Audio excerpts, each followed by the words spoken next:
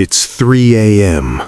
The world outside the hospital walls has fallen silent, but inside, the air is thick with the hum of 1,000 machines, the mechanical pulse of life support. In room 412, an elderly patient lies still. To the monitors, they are just a series of green lines and rhythmic beeps. To their family, they are a survivor, scheduled to be discharged in less than 12 hours. A shadow crosses the doorway. It's a familiar silhouette, the soft squeak of rubber soles on linoleum. A nurse enters.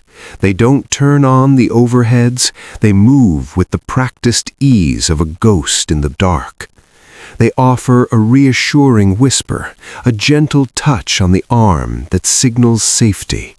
They are the person you trust most when your life is hanging by a literal thread.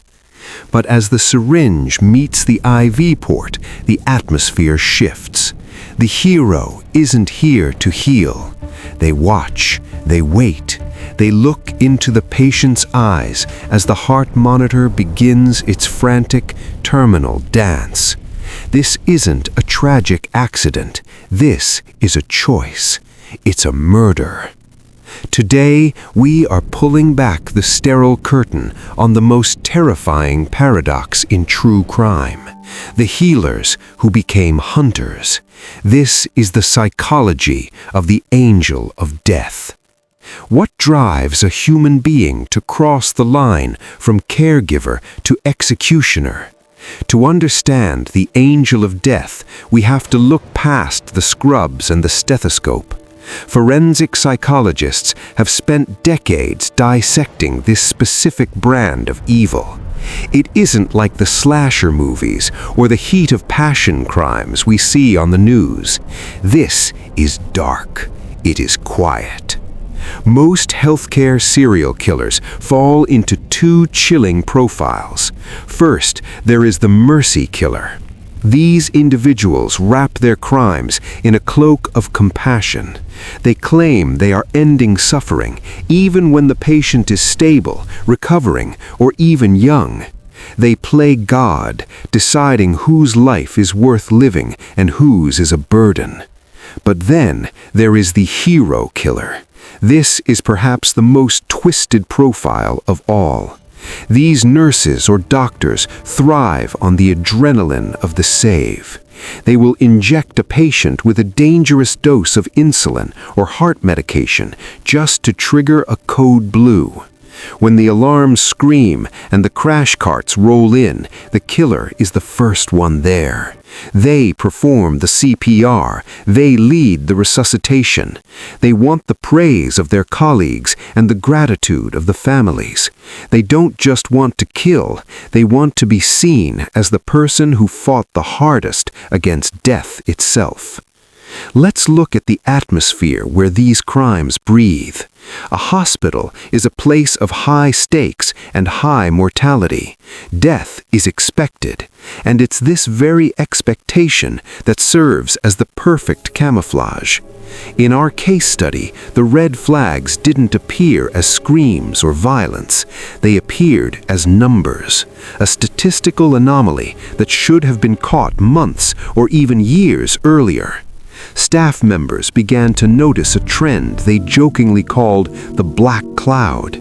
Everywhere Nurse Bet went, the black cloud followed. It started with the unlucky shifts. Patients who were sitting up and eating breakfast at noon were suddenly cold by 3 p.m. Co-workers began to whisper in the break room, "Have you noticed how many codes happen when they're on duty?" "It's just bad luck," others would say, because in a hospital you want to believe in luck. You don't want to believe a predator is walking the halls in sensible shoes. But the luck was running out. Behind the scenes, the pharmacy began to notice a discrepancy.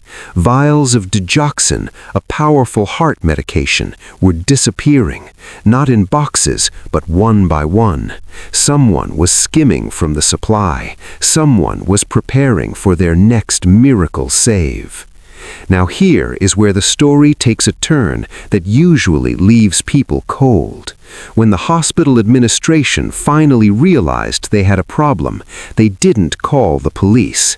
Think about that for a moment. In the world of corporate medicine, a serial killer is a liability, a lawsuit, a PR disaster. Instead of an arrest, there was a quiet termination. The hospital let the nurse go with a neutral recommendation. They essentially passed the predator to the next hospital. The twist in the Angel of Death story is often the systemic silence. It wasn't until the killer moved to their third hospital that a sharp-eyed coroner finally asked the right question. Why did a 19-year-old athlete die of a sudden heart attack while in for a simple broken leg? The toxicology report was the smoking gun. It showed a level of potassium chloride so high that it could only have been delivered via direct injection. The hero was finally unmasked. When the police finally moved in, they didn't find a monster in a dark alley. They found a professional sitting in a quiet apartment surrounded by Employee of the Month plaques. The trial was a circus of grief.